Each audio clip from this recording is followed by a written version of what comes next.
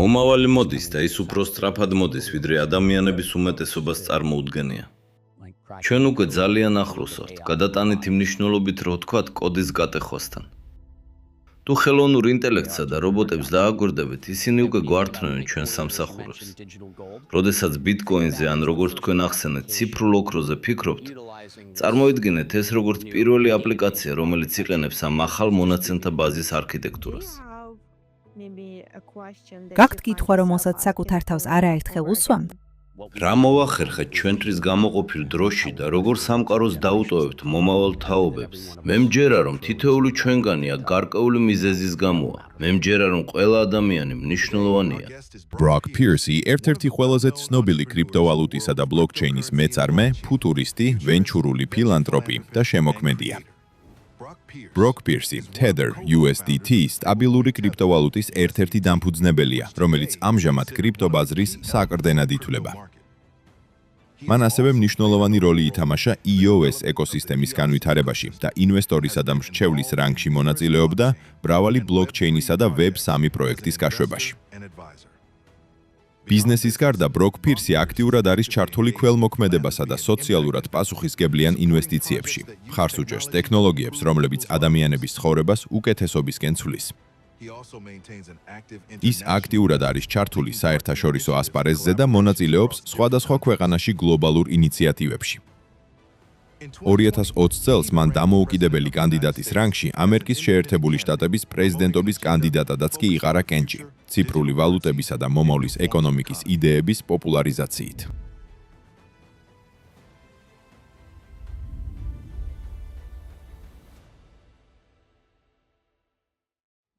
ბატონო პირს, ძალიან გვიხარია, რომ დღეს ჩვენთან ხარ. ასევე მიხარია აქ ყოფნა. დღეს გსურს ვისაუბროთ თქვენს ცხოვრებაზე. იმ ღირებულებებზე, რომლითაც ხელმძღვანელობთ.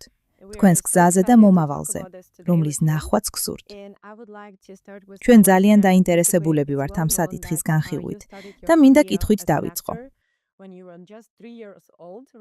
ზოგადად ყველა მიცის, რომ მსახიობის კარიერა 3 წლის ასაკში დაიწყეთ, არა? ხოლო 17 წლის ასაკში კი, ასე ვთქვათ, პენსიაზე გახვედით. შემდეგ კი ძალიან თამამი ნაბიჯი გადადგით. განაცხადეთ, რომ შემოქმედი გინდოდათ გამხდარიყავით. აი კითხვა. რას ნიშნავს თქვენთვის დღეს იყოთ შემოქმედი?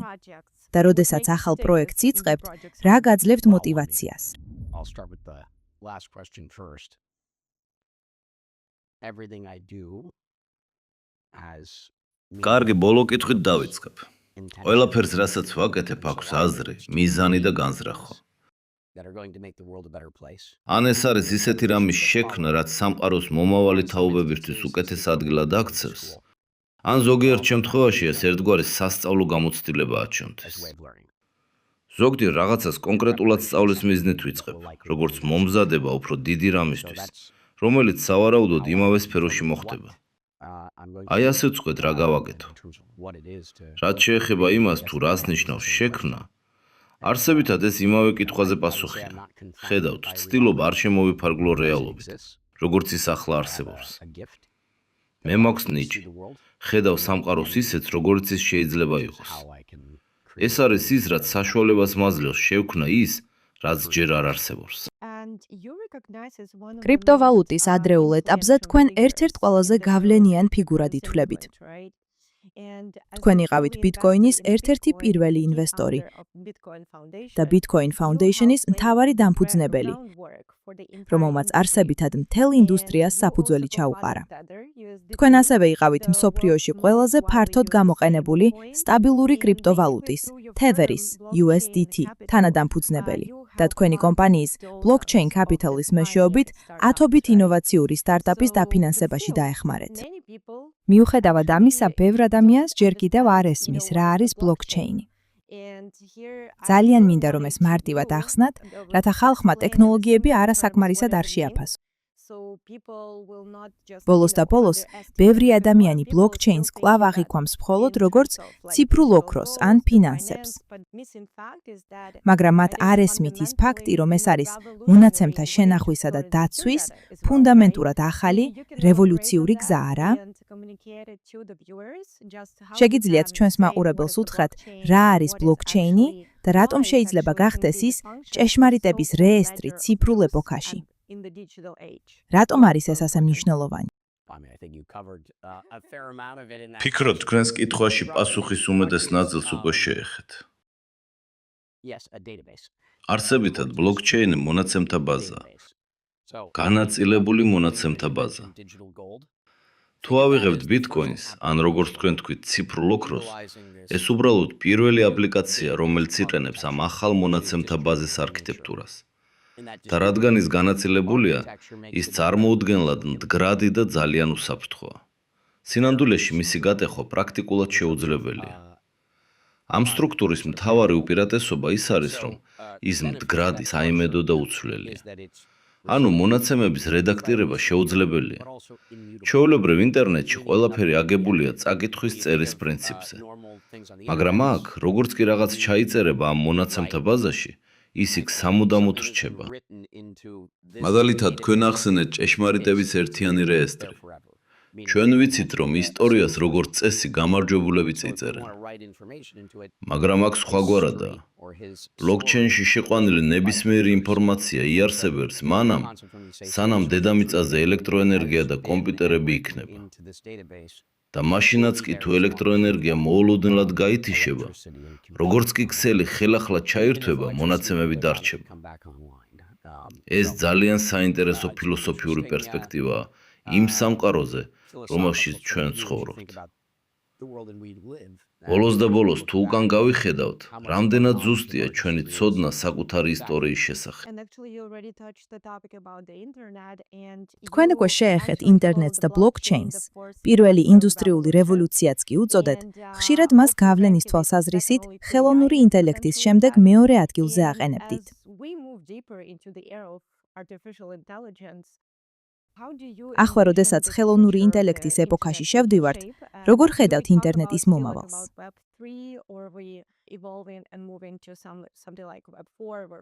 ისევ საუბრობთ Web 3-ზე, თუ უკვე მივდივართ Web 4-ის ან Web 5-ის მსგავს რამეზე? ახლა ამაზე ბევრს საუბრობენ. რას ფიქრობთ ამაზე? დარწმუნებული არ ვარ, არის თუ არა რაიმე განსხვავება Web 3-სა და Web 4 შორის, თუ ამას ასე უწოდებთ. ცხადია, რომ ხელოვნური ინტელექტი უკვე ისეთი რამაა, რომელთანაც ადამიანები აქტიურად ერთვებიან. ძირითადად დიდი ენობრივი მოდელების მეშვეობით. იქნება ეს Grok, ChatGPT თუ Gemini. ცხადია, რომ ხელოვნური ინტელექტი რობოტიკასთან ერთად კოლოსალურ გავლენას ახდენს მსოფლიოზე. სადაც ბლოკჩეინი კვეთს ამ ტექნოლოგიებს, ჩვენ შევდივართ მაგალითად ეგრეთ წოდებულ ნივთების ინტერნეტში. საქმე იმაშია, რომ ხელოვნურ ინტელექტს და რობოტებს რეალურად შეუძლიათ ტრანზაქციების განხორციელება. ბლოკჩეინი ფაქტობრივად სასიცოცხლოდ მნიშვნელოვანია მათთვის ეკონომიკაში სრულად მონაწილეობისთვის. ავიღოთ უმარტივესი მაგალითი. სავაჭრო აპარატი, რომელიც თვითონ აკეთებს შეკვეთებს და ამით ახსენებს საკუთარ ინვენტარს. ამ ძღოლის გარეშე მანქანა, რომელიც საკუთარ ხარჯებს თავად ფარავს და მსოფლიოში დამოუკიდებელ სამუშაო აგენტი ხდება და არა მხოლოდ პროგრამა. სინამდვილეში ეს ტექნოლოგიები უკვე ცვლის ჩვენ სამყაროს ამოუცნობად. თუმცა Web 3 ცოტა განსხვავებულია. შეხედეთ. Web 1 ეს არის ინტერნეტის ყველაზე ადრეული იდეა. ინფორმაციის დემოკრატიზაციის იდეა, როდესაც ინფორმაცია ყველასთვის ხელმისაწვდომია. მას არქიტექტურული თვალსაზრისით ძალიან კეთილშობილური მიზნები ჰქონდა. მე ვიტყოდი, რომ Web 2 არის სისტემა, რომელიც დაიპყრო რამდენიმე გამარჯვებულმა, რომლებსაც დღეს შესაძლოა მსხვილი ტექნოლოგიური კომპანიები უწოდოთ. თუ ოქრო ადრე მსოფლიოში ყველაზე ღირებული რესურსი იყო, შემდეგ შავი ოქრო, ნავთობი. დღეს ყველაზე ღირებული რესურსი თქვენი მონაცემებია. ტექნოლოგიურმა გიგანტებმა ტრილიონობით დოლარი გამოიმუშავეს თქვენი ინფორმაციის მონეტიზაციის გზით. ხშირად თქვენი ინფორმირებული თანხმობის გარეშე. თქვენ არ იცით, სად არის თქვენი მონაცემები, ვის აქვს ისინი და მაშინაც კი თუ იცით, გაურკვეველია როგორ დაიბრუნოთ ისინი. ამიტომ ჩემი აზრით Web3 თავისი არსით გვპირდება შექმნა სამყარო, სადაც არსებობს ინფორმირებული თანხმობა, სადაც თქვენ ფლობთ თქვენს ციფრულ მონაცემებს, თქვენს ციფრულ DNK-ს და თავად გადაწყვეტ პირობებს, რომლითაც ურთიერთქმედებთ ტექნოლოგიასთან. აკონტროლებთ თქვენს ინფორმაციას და მონაწილეობთ ეკონომიკაში. Big Tech იბრძოლებს თქვენი თანხმობისთვის. თუნდაც უნივერსალური საბაზისო შემოსავლის იდეა ავიღოთ. როდესაც ადამიანები მონაწილეობენ იმ ეკონომიკაში, რასაც თავად ქმნიან, მათი ციფრული კვალი, DNK, ეს თეორიულად მთელ მსოფლიოს აძლევს შესაძლებლობას ისარგებლოს მათ მიერ შექმნილი ღირებულებით. ჩემი აზრით, სწორედ ეს არის ის, რასაც Web3 გვთავაზობს ან გვპირდება. თუმცა პროცესი ნელია, რადგან მომხმარებლის მხრიდან არქიტექტურის აღდგენას დრო სჭირდება. რა თქმა უნდა. და თქვენ ახლახან შეეხეთ უნივერსალური საბაზისო შემოსავლის თემას.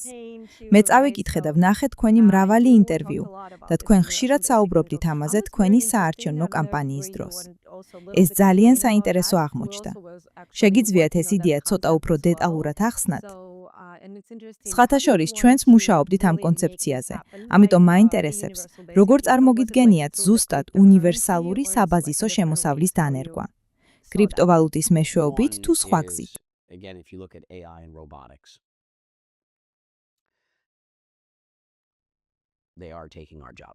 პირველ რიგში, თუ ხელოვნურ ინტელექტსა და რობოტებს დააგვირდებით, ისინი უკვე იკავებენ ჩვენს სამუშაო ადგილებს და ამას მუდმივად მზარდი ტემპით გააკეთებენ. მაშ რა ვქნათ სამყაროში, სადაც სამუშაო ადგილები ქრება. ჩვენ მოგვიწევს სოციალური სისტემის ახალი ფორმის პოვნა. ყველაზე ძირითადი ის არის, რომ უზრუნველყოთ, რომ ადამიანებს გადაუხადონ სულ მცირე იმისთვის, რასაც ქმნიან, რომ ისინი ეკონომიკურად რაიმე ფორმით იყვნენ ჩართულნი, რათა ღირებულება არ აღმოჩნდეს რამდენიმე კომპანიის ჯიბეში, არამედ განაწილდეს ყველას შორის, ვინც ოდნავ მაინც მონაწილეობს.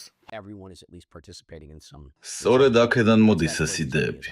ისინი უბრალოდ მცდელობაა წინასწარ ვიფიქროთ იმ პრობლემებზე, რომელთა წინაშეც ჩვენ როგორც ადამიანები მომავალში აღმოჩნდებით. და ეს ეროვნულ საზღვრებს ცილდება.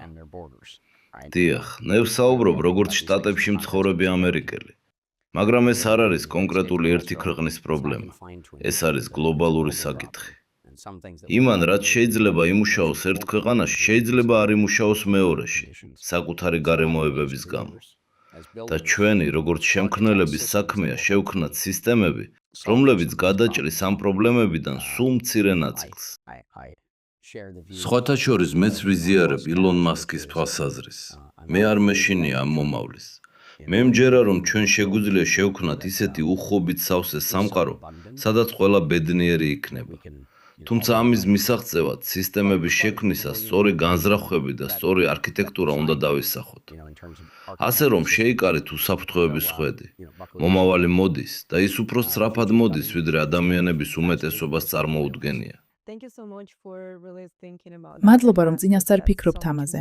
ეს უაღრესად მნიშვნელოვანია. და ეს უკვე ჩვენი რეალობაა და მე მზად ვარ, ხვედები შევიკრა. მზად იქნებით, თუ არა, ის აუცილებლად მოვა. ეს ნამდვილად ასეა, მაგრამ უმჯობესია მოვემზადოთ. მომავალი აუცილებლად მოვა. როგორც მე მიყვარს თქმა, მომავალი ან შენ დაგემართება, ან შენთან ერთად შეიქმნება. ზუსტად. მე მიყვარს თქვენი ეს ციტატა. ის ძალიან მარტივად უხსნის ხალხს, თუ რატომ არის მნიშვნელოვანი საზოგადოებაში მონაწილეობა და ჩართულობა. თქვენს წარსულზე საუბრისას, თქვენი გზა რბილად რომ თქვათ, ყოველთვის მარტივი არ ყოფილა. ყველას გვაქვს აღმასვლა და დაღმასვლა. რა გეხმარებათ ამ ქარიშხლების გადალახვაში?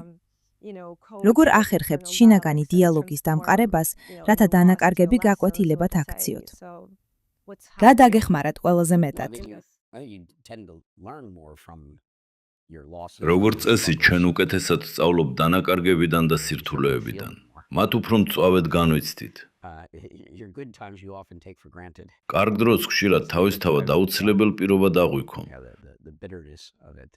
თუმცა რთული მომენტები მათი სინწარის გამო დიდი ხნის შემდეგაც გვახსოვს და სწორედ ამის მეშვეობით მოდის გაცნობიერება. This too shall pass. ცხოვრებაში სადაც არ უნდა აღმოჩნდეთ, მნიშვნელოვანია გვახსოვდეს, ესეც გაივლის. Difficult situation, so hopefully you don't end up having to repeat. ჩვენ უნდა ვისწავლოთ ყველა რთული სიტუაციიდან, რათა იგივე გაკვეთილი სწავლა აღარ მოგვიწიოს. ეს ჭეშმარიტებაა, მაგრამ ისინი ყველასთვის მუშაობს. Process. Life is, you know, ასეა მოწყობილი ცხოვრება. მას აქვს თავისი აღმასვლა და დაღმასვლა და თქვენ ყოველთვის მზად უნდა იყოთ ამ კონტრასტისთვის. ეს არის ის, რაც გაძლევთ პერსპექტივას, რაც ცხოვრებას ასე საინტერესოს ხდის.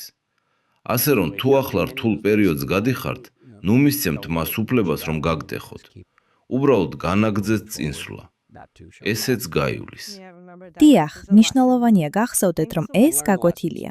დიდი მადლობა. და მთავარია, ეს გაკვეთილები ისწავლოთ. დიახ, რადგან თუ მათ არ ისწავლით, ისინი კვლავ და კვლავ გამეორდებიან, არა? ისინი კვლავ და კვლავ გამეორდებიან. მართალია. იცით, მე ვფიქრობდი, შეგეძლო უბრალოდ ტიპური მილიარდერივით გეცხოვრათ. არაფერი გეკეთებინათ, არავისზე არ გეფიქრათ, არ გედარდათ საზოგადოებაზე. მაგრამ თქვენ თვითონ თქვით, რომ გარკვეულ მომენტში ფული აღარ იყო თქვენი წარმატების საზომი. და ახლა თქვენი წარმატების საზომი თქვენი დადებითი წვლილია მსოფლიოში. და ნამდვილი მილიარდერი არის ის, ვინც მილიარდობით ადამიანის ცხოვრებას უკეთესობისკენ ცვლის. ამიტომ, ჩემი კითხვა, რატომ დაიწყეთ ასე ღრმად ზრუნვა ადამიანებზე, ჩვენ საზოგადოებაზე? იყო თუ არა კონკრეტული მომენტი, ან იქნებ ისტორია, რომელმაც შეცვალა თქვენი წარმოდგენა ამ სამყაროში თქვენი როლის შესახებ? Think of life as a game. Right? What is the თუ ცხოვრებას თამაშად აღიქონთ, რა არის მისი მიზანი? world in which ჩვენი სამყარო ძალიან მრავალფეროვანია და გარკვეულწილად თქვენ თავად ირჩევთ თქვენს თავგადასავალს. მე ერთგვარად ჩაუღრმავდით ჩემს ცხოვრებისეულ გარემოებებს და ვკითხეთ ჩემს თავს, როგორ გავზომოთ ჩემს ცხოვრებაში წარმატება. პირადი მიღწევა რაიმე ეგოისტური მიზნით არ მეჩვენებოდა განსაკუთრებით საინტერესო მიზნად და ის, რა თქმა უნდა, ძალიან სწრაფად შეიძლება მოსაწყენი გახდეს. ბოლოს და ბოლოს დაგროვების თამაში დაგროვების გულისთვის არც ისე საინტერესო. ამიტომ ჩნდება კითხვა, როგორ ზომოთ წარმატებას? ცხადია, ფულსთან ვერ წაიღებთ. მაშ რა კრიტერიუმებით შეაფასებთ იმას, რაც თქვენს ცხოვრებაში გააკეთეთ? და მეჩვენება, რომ გავლენა, კერძოდ სხვებზე დადებითი გავლენა, შესაძლოა წარმატების საუკეთესო საზომია. საქმე იმაში არ არის თუ რას ფლობ, არამედ იმაში თუ რა გააკეთე. საქმე იმაშია თუ რა გავლენა იქონია ამას სხვა ადამიანების ცხოვრებაზე. ფიქრობ ეს წარმატების გაზომვის კარგი გზაა, თუ გაგიმართლა და აქამდე მიხვედი. ამ მხრივ მეც გამიმართლა. რა თქმა უნდა, როდესაც გადარჩენისთვის იბრძვი, გარედან განსჯა ადვილია. მადლიერი ვარ, რომ ჩემი ცხოვრების უმეტესი ნაწილი არ მომიწია ასეთ სიღარიბეში ცხოვრება. მაგრამ როდესაც გაქვს უბრალოდ გაჩერების და შეგნებული არჩევანის გაკეთების ფუფუნება, იმედი მაქვს ყველა გონივრულ არჩევანს გააკეთებს. ეს მართალია, თუმცა ყველა არ ირჩევს ამ გზას. მე ნამდვილად ვაფასებ ჩვენს საუბარს, რადგან გულწრფელად მჯერა, რომ რაც შეიძლება მეტმა ადამიანმა უნდა გაიგოს თქვენი ხმა და თქვენი ისტორია. შემდეგი კითხვა, რომელიც მინდოდა დამესვა, არის: თქვენ დიდ დროს უთმობთ სხვების სამსახურს. ამდენი ადამიანის ცხოვრებას ეხებით, ამდენი პროექტისა და ინიციატივის განხორციელებას. რა გეხმარებათ ადამიანებში საუკეთესოს დანახვაში, მათი დახმარებისკენ სწრაფვაში, ადამიანების სიყვარულში და საზოგადოების საკეთილდღეოდ ამდენი რამის გაკეთებაში? ფიქრობ, ყოველთვის მნიშვნელოვანია ადამიანებში საუკეთესოს პოვნა და მათი ძლიერი მხარეების განვითარებაში დახმარება. მომწონს იმაზე ფიქრი, რომ თითოეულ ჩვენგანს აქვს პოტენციალი იყოს სუპერგმირი. მნიშვნელოვანია ადამიანის ნიჭის აღიარება და თუ შესაძლებელია, მისი პოზიტიური გზით განვითარებაში დახმარება.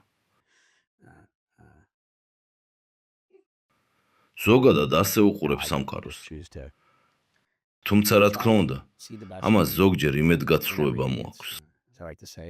მაგრამ მე უბრალოდ ვირჩევ ყველაფერში სის საუკეთესოს დანახვას. როგორც ხშირად ვამბობ, ყოველთვის მადლიერებას ვგრძნობ და ცხოვრებას მადლიერებისა და დაფასების პოზიციიდან ვუყურებ. არაფერს არ ვიღებ თავისთავად. და ძალიან დაბალი მოლოდინები მაქვს, რაც სხვათა შორის ნამდვილად მეხმარება ადამიანებში კარგის დანახვაში. რადგან თავიდანვე მადვან ძალიან ბევრს არ ვერდი. ამის ნაცვლად ვცდილობ ბრილიანტები ვეძებო. ისინი, ვინც ნამდვილად ბრწყინავენ და დიდი საქმეების კეთება სურთ. ასე ვცხოვრობ მე. რადგან მადლიერებაზე ვსაუბრობთ, გთხოვთ დაასახელოთ 3 რამ, რისთვისაც დღეს ყველაზე მეტად მადლიერი ხართ. კარგი, დავიწყოთ დღევანდელი მომენტით. აწმყო მომენტით. ის ყოველთვის პირველ ადგილზეა, შემდეგ რა თქმა უნდა ჯანმრთელობა. ბოლოს და ბოლოს ჯანმრთელობა და ნამდვილი სიმდიდრე, არა? მე მაქვს შესაძლებლობა გავიღვიძო, სიხარუნით ვიცხოვრო ეს დღე და სასარგებლო ვიყო მსოფლიოსთვის. და ალბათ ეხლა ყველაზე მნიშვნელოვანი ჩემი ოჯახია. ძალიან ბედნიერი ვარ, რომ კიდევ ერთი შვილი შემეძინა და ბოლოს რისთვისაც პირველ რიგში ვმუშაობთ. ბოლოს და ბოლოს საქმე ჩემში კი არა, იმაზეა, რაც ჩვენთვის გამოყოფილ დროში მივახციეთ და როგორ სამყაროს დაუტოვებთ მომავალ თაობებს. სწორედ ამიტომ ვდგები ყოველ დილით და ვაკეთებ იმას, რასაც ვაკეთებ. არა იმდენად საკუთარი თავისთვის, რამდენადაც იმ სამყაროსთვის, რომელსაც უკანტოვებთ. თქვენ მუშაობთ მრავალ ლიდერთან, გლობალურ მოაზროვნესთან და ინოვატორთან. მსოფლიოს თითქმის ყველა კუთხიდან. ეს მოიცავს კულტურების, რელიგიებისა და პოლიტიკური შეხედულებების მრავალფეროვან სპექტრს. და მაინტერესებს. როდესაც იმყოფებით იმ კაბინეტებში, სადაც საბედისწერო გადაწყვეტილებები მიიღება, რა არის კაცობრიობის საერთო ძაფი, რომელიც არსებობს კულტურის, რელიგიის, გეოგრაფიის ან პოლიტიკური შეხედულებების მიუხედავად? თქვენი აზრით, რა გვაქვს საერთო და რა აერთიანებს ყველა ადამიანს? ფიქრობ, ჩვენი არსი ჩვენ ყველანი აქ. ადამიანის ხელში ვარ, ცხოვრობთ და უკეთესი მომავლისკენ ვისწრაფეთ. ჩვენი რელიგიური წარმომავლობის მიუხედავად. და რა თქმა უნდა, ხშირად უფრო ადვილია მორწმუნე ადამიანებთან მუშაობა, რადგან ისინი როგორც წესი ესმით, თქვათ, საკუთარი ქმედებების შედეგები და სჯერათ, რომ მათ ცხოვრებას აქვს მიზანი და აზრი. ამრიგად რწმენის სისტემის ქონა თავისთავად ადამიანს გარკვეულ უპირატესობას ანიჭებს. უბრალოდ მათი რწმენის წყალობით. მაგრამ როგორც მე მიყვარს თქმა, სამყაროში ყველაფერი ვენის დიაგრამას გავს. როგორიც არ უნდა იყოს თქვენი რელიგიური შეხედულებები, პოლიტიკური შეხედულებები ან საცხოვრებელი ადგილი, ჩვენი ინტერესების წრეები დიდწილად ემთხვევა ერთმანეთს. ძირითადად ყველას ერთი და იგივე გვჭირდება და ჩვენი სურვილები და მისწრაფებებიც კი, რომლებიც ძირითად მოთხოვნილებებს ცილდება, ხშირად ძალიან გავს ერთმანეთს. და ზოგადად თუ კამათობთ, ეს ჩვეულებრივი მიზნების მიღწევის ტაქტიკას ან მეთოდებს ეხება. მაგრამ საერთო ჯამში ჩვენ ერთი და იგივე გვინდა. ჩვენ ბევრი რამით გვგავართ ერთმანეთს. ჩვენ მიდრეკილნი ვართ. დავინახოთ განსხვავებები იქ, სადაც სინამდვილეში არც ისე ბევრი. და ჩვენ შეგვიძლია გავიხაროთ ამ განსხვავებებით, არა? არსიც ამაშია. იცით, თუ დღევანდელ სამყაროს დააკვირდებით, ის უკიდურესად პოლარიზებული ჩანს. თქვენი გამოცდილებიდან გამომდინარე, პოლიტიკისა და გლობალური ფინანსების ამ, ასე ვთქვათ, კოლიზეუმში, რომელია 3 პრაქტიკული გამოყენებითი ნაბიჯი, რომელთა გადადგმაც ყველას შეგვიძლია. საერთო ენისა და კონტაქტის წერტილები იმ ადამიანებთან, ვისთანაც ფუნდამენტურად ვერ თანხმდებით. ძალიან ხშირად თუ უბრალოდ დაჯდებით და მშვიდად დაელაპარაკებით ადამიანს, ვისაც კატეგორიულად არ ეთანხმებით, თითქმის აუცილებლად იპოვით საერთო ენას. კიდევ ერთხელ, სერიოზული უთანხმოებების მიუხედავად, უმეტეს შემთხვევაში, როდესაც რეალურად დაჯდებით ერთ მაგიდასთან, მაშინვე აღმოაჩენთ თუ რამდენი საერთო გაქვთ. დიახ, ჩვენ ვცხოვრობთ სამყაროში, რომელიც ამჟამად ძლიერ პოლარიზებულია. სპექტრის ორივე ბოლოში არსებობენ ადამიანთა მცირე ჯგუფები, რომლებიც ძალიან ჯიუტები არიან. ისეთი ხისტი შეხედულებებით, რომ მათთან შეთანხმების მიღწევა რთულია. და ეს ორივე მხარესთვისაა დამახასიათებელი. მე ვფიქრობ, რომ უპირველეს ყოვლისა ჩვენ ცენტრისტული შეხედულებების მქონე ადამიანებმა, რომლებიც შუაში ფართო ველს იკავებენ, უნდა ვეძებოთ და ვიპოვოთ საერთო ენა. რადგან ახლა როგორც ირკვევა უკიდურეს პოლუსებზე, რელიგიაში, პოლიტიკასა და იდეოლოგიაში ზოგადად, მცირე უმცილესობა ეფექტურად კარნახობს და განსაზღვრავს უმრავლესობის, ხალხის აბსოლუტური უმრავლესობის მომავალს. და სწორედ ეს ქმნის საფრთხეს. პასუხისგებლობა ეკისრება ყველას, ვინც არჯდება ამ უკიდურეს რადიკალურ პოზიციებში, რომლებსაც ხშირად არ სურთ დიალოგში ჩართვა, ან თუნდაც თანამშრომლობა. სცადეთ კომუნიკაცია იმ ადამიანთან, ვისაც არ ეთანხმებით. და გაგიკვირდებათ, რამდენი საერთო გაქვთ. ბოლოს და ბოლოს, ჩვენ ყველას გსურს მშვიდობა დედამიწაზე, მაგრამ სამწუხაროდ, ომები კვლავ გრძელდება. ვფიქრობ 25 წლის წინ ჩვენგან უმეტესობისთვის რომ ეკითხათ, ნუ თუ დაიწყება ახალი ომები 2025 წელს, ბევრი კი პასუხებდათ, რომ კაცობრიობამ ეს უკვე გადალახა.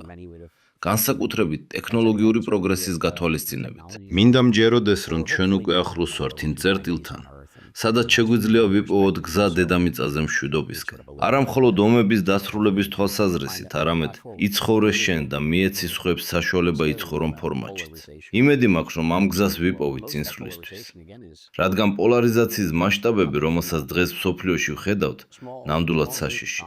მაგრამ ისევ და ისევ ამ პოლარიზაციის დიდი ნაწილი სპექტრის უკიდურესობებში მყოფი ძალიან მცირე ჯგუფებიდან მოდის. ადამიანების აბსოლუტურ უმრავლესობას სრულიად შეუძლია მშვიდობიანი თანაარსებობა. ეს სიმართლეა.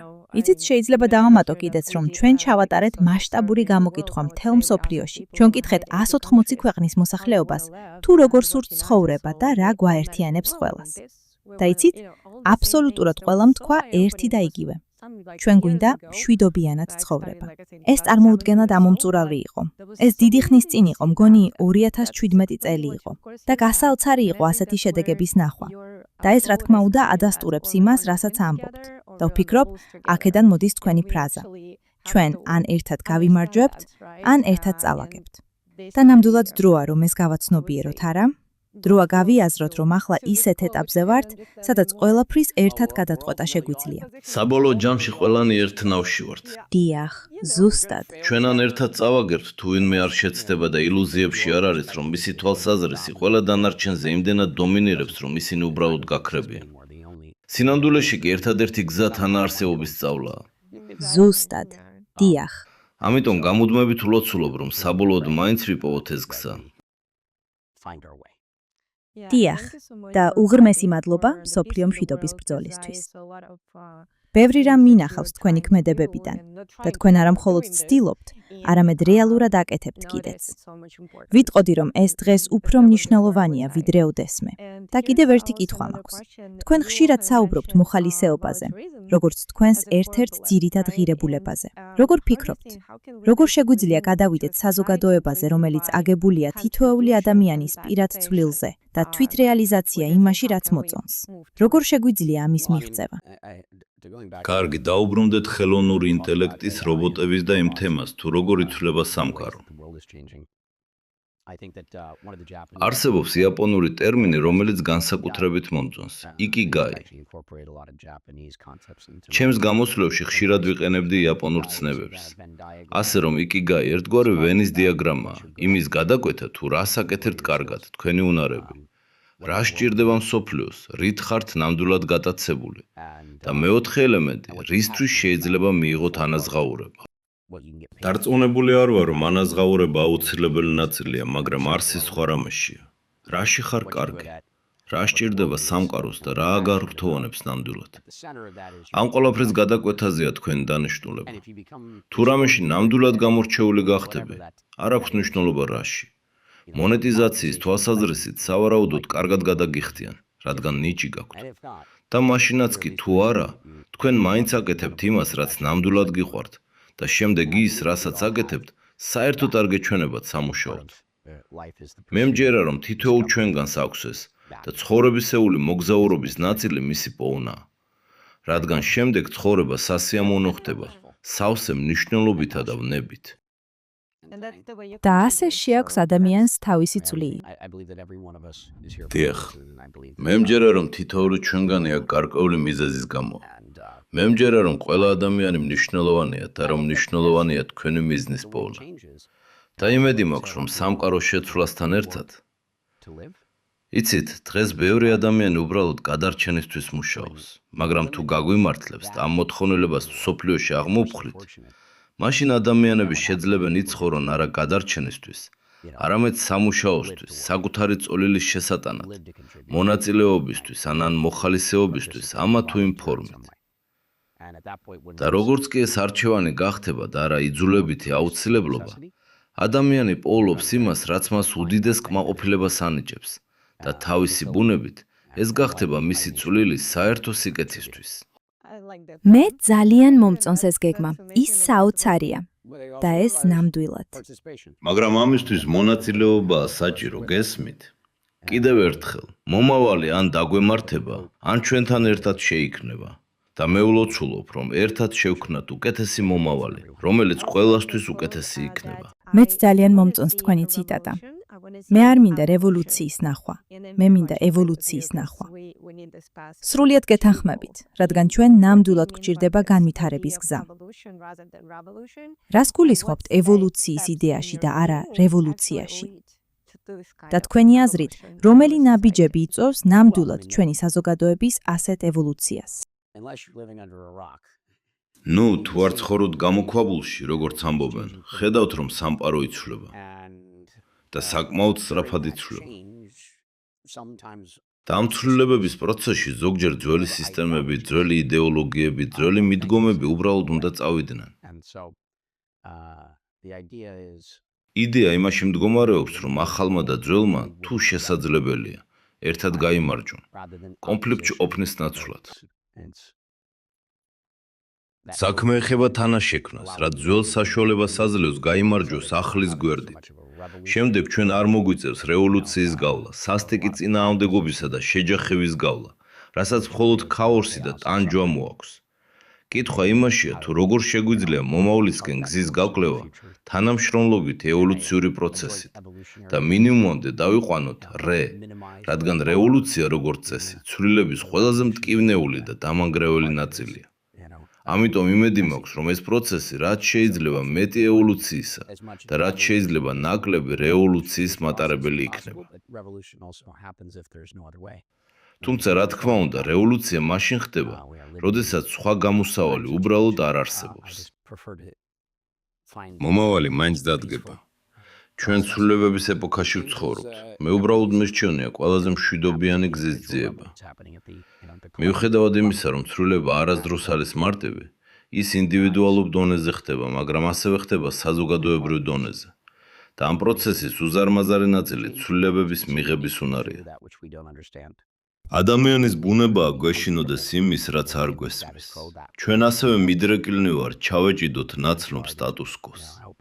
ამიტომ იმედი მაქვს, რომ როგორც ინდივიდუალურად, ასევე კოლექტიურად, ადამიანები შეინარჩუნებენ ღია გონებას. რადგან ამ აზროვნებით, ცვლილებებით სარგებლობა ბევრად უფრო ადვილია, ვიდრე რევოლუციური მიდგომით. ცდილობთ შევაჩეროთ ცვლილება, რომლის შეჩერებაც ისედაც შეუძლებელია.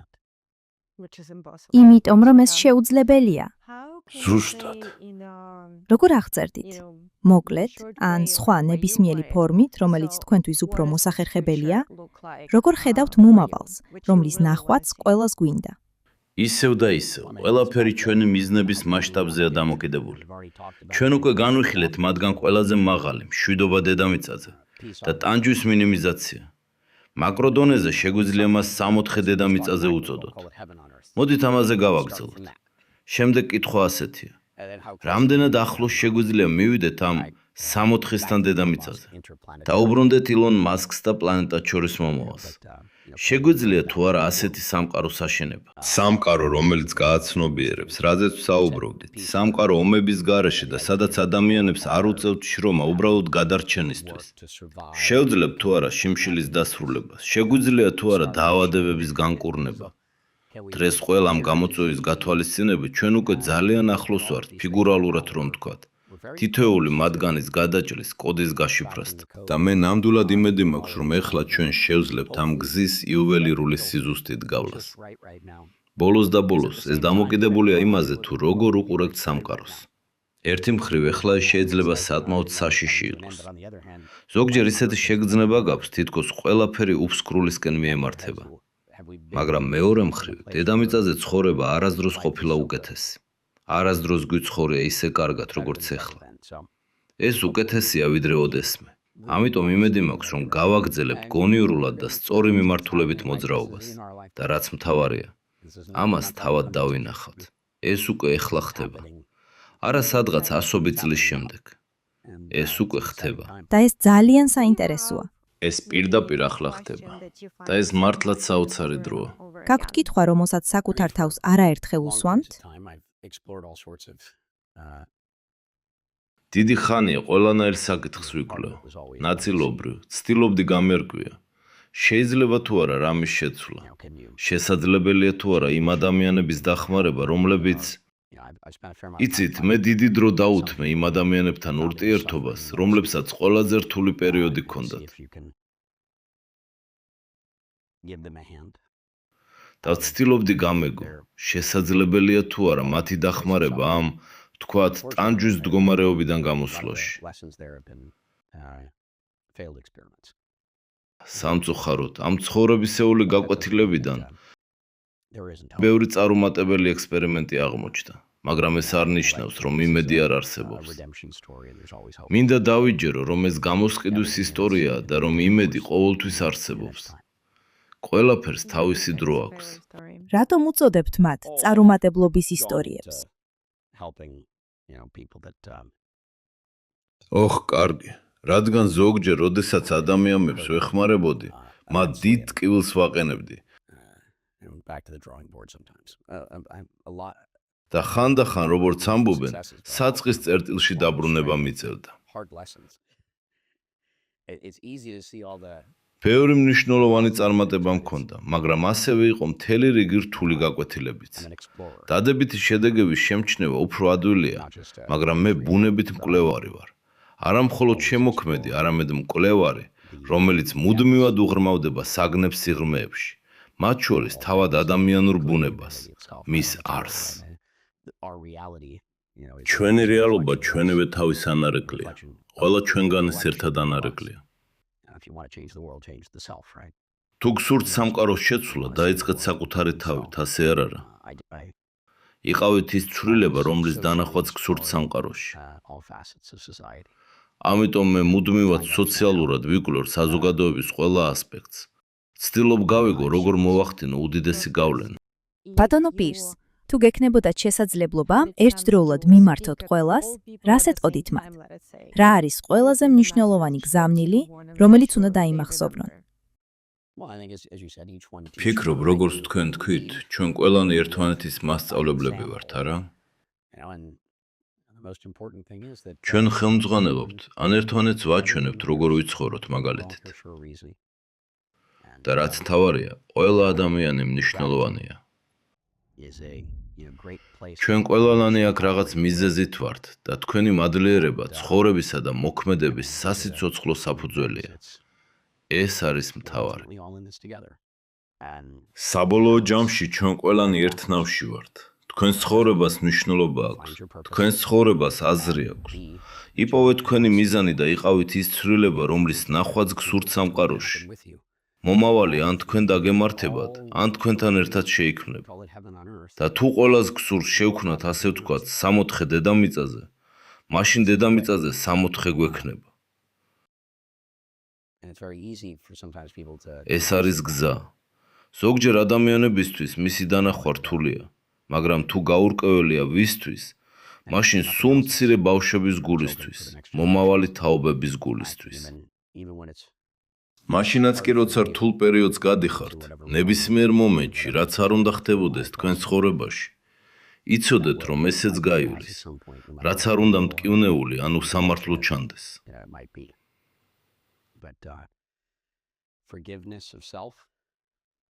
ყველაფერი იწყება საკუთარი თავის პატიებით, შემდეგ კი შეგიძლიათ სხვების პატიება. მოვეპყარით ადამიანებს თანაგრძნობით. ეს არის ძირითადი პრინციპები.